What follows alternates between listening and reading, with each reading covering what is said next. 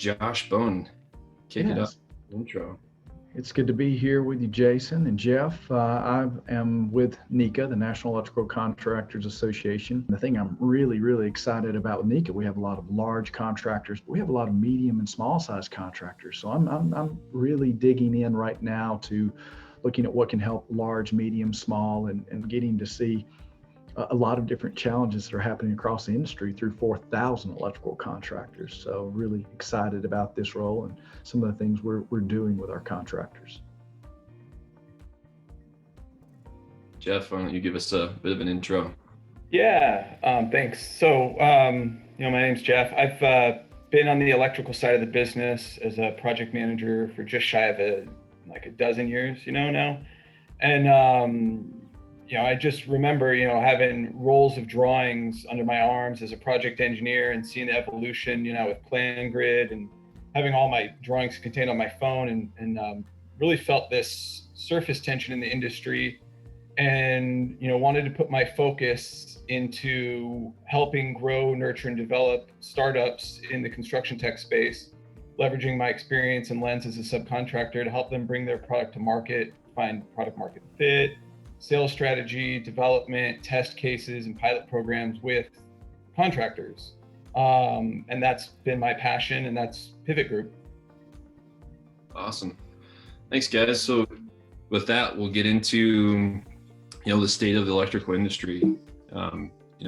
Josh, what's your perspective on that, and what do you see going on with that right now?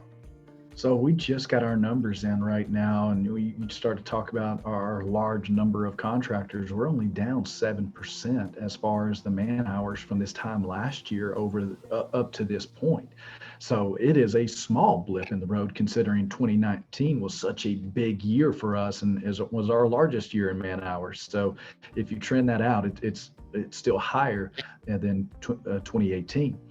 So labor shortage is still a real challenge for us. A couple of things that we're looking at right now that are making some impacts for our contractors across the board.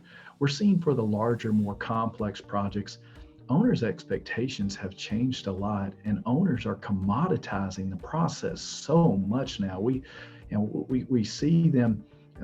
I was just on a conversation with a very large, big owner.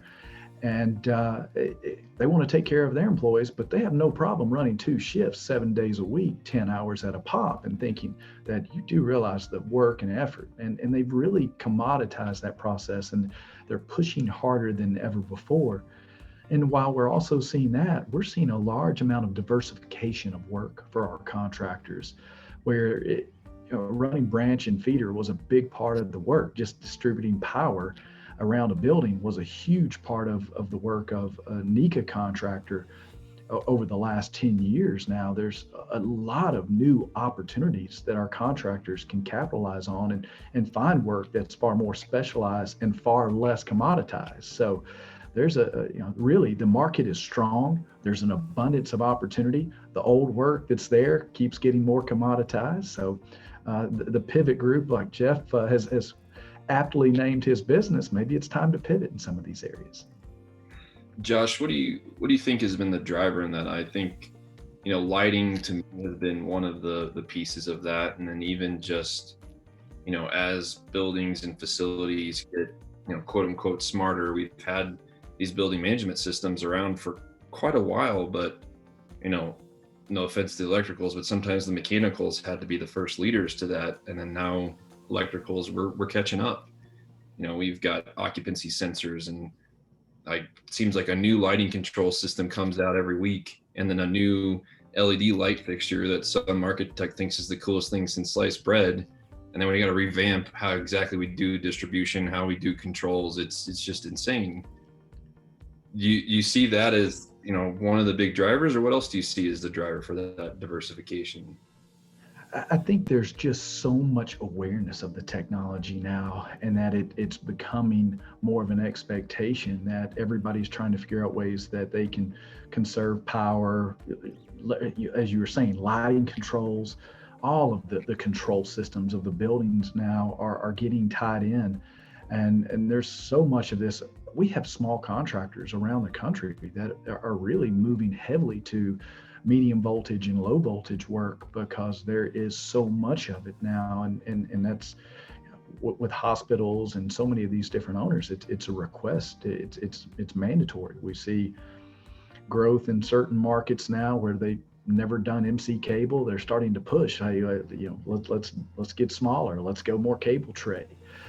I think a lot of it has to do with the fact that mechanical did create the gateway into some of this, and they exposed them and educated the owners, and GCs have done a good job educating the owners around some of these things. I've been hearing more about the JMA and volt servers, the digital electricity now that's coming out, and that's fascinating technology that's out there that, you start to do a little bit of investigating into digital power, and you start to realize that that 120 outlet there is burning up the battery on your laptop, that it's way more, that it makes sense, Jason. I think that's a lot of it, is that it just makes sense. This new technology can save money, can make your buildings more efficient, can save the life of your equipment and your computers and your devices. A number of things add up there. Well, we probably all have, 40 to 50 transformers in our houses for various things, And all of them are hot, wasting power. Yep.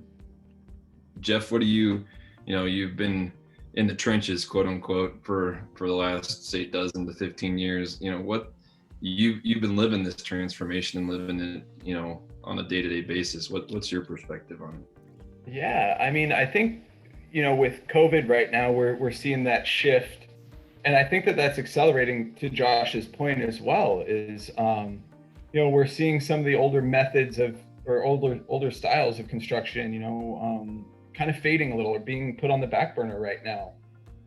Here in San Francisco, high-rise residential, high-density office space is taking a back seat, and projects are getting delayed right now. It doesn't mean it's gone, but we are seeing people leave the cities. I don't know if you read the news, but San Francisco rents are down 20%, and that really shows people are leaving. They're embracing this remote work ethic.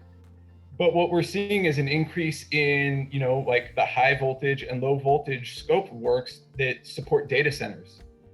As we see more remote work and edge computing becomes more of a ubiquitous technology, these, data centers need to populate and be closer to where everyone's living. And if everyone's leaving the cities, these data centers need to follow and support it. I mean, how much have you been watching Netflix through the COVID, right? We've all been going internet heavy, and so those things are going to happen. And where low voltage scopes specifically, were always an afterthought for electrical contractors, and the low voltage divisions in these electrical contractors were always like the little brother you'd take to your friend's party.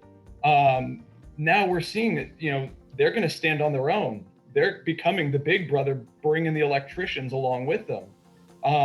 And so we're seeing that these units can become their standalone now, their own business units, really. Yeah, you absolutely. And I think, it's the amount of work isn't decreasing, it's increasing. It's just changing what kind of work it was. I mean, even I think about some other examples like traffic signals. A traffic signal from 20 years ago is not anywhere close to what one is today. Like we had old school relays in there. Now we've got solid states, we've got cameras and sensors and all kinds of interconnected devices between them. It used to be you just plug it in, put the relays in, put the timing controls, and you're kind of set. Yeah, it's totally different, but it's almost, in some cases, more field work, more programming, more complex, levels of work. And I think really what that's pointing to me is we need to, as an industry, recognize that, work together at it, and even understand that we're going to have to keep training people to learn new different skills. If you're really good at pulling wire through, distribution conduits, maybe you need to learn how to do MC cable, or you need to learn how to control, these low energy distribution systems. I mean, that's where it's got to go. Absolutely. Yeah, agreed.